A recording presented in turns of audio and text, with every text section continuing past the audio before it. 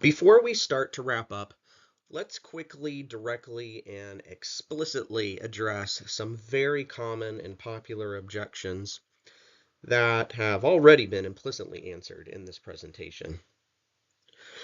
Notice that all these common objections center on adults and their supposed rights, rather than on children and their actual natural rights.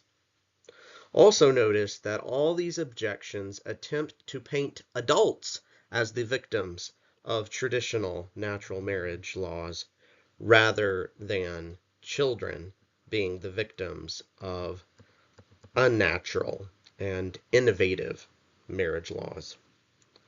These objections reflect just how far our culture and country have fallen from common sense. Let's start with the first objection. People have or should have the right to love and marry whomever, whatever they want or choose.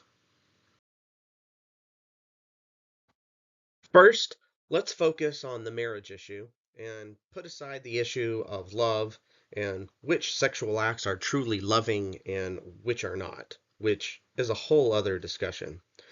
Now, the first thing I'd ask is, what do you mean by the right to marry? There are no laws preventing people from legally binding themselves to each other or to property with contracts, making vows to each other, living together, having sexual relations with each other, sharing property, expressing affection for each other, etc., etc. Nor am I advocating laws to prohibit such things.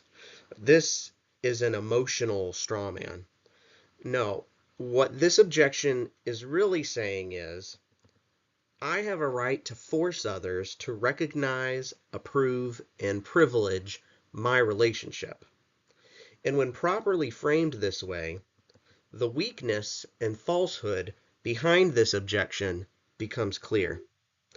What possible reason could there be to force others to recognize, approve, and privilege a private relationship that has no bearing on the procreation of children and the securing of their rights? There is no good reason.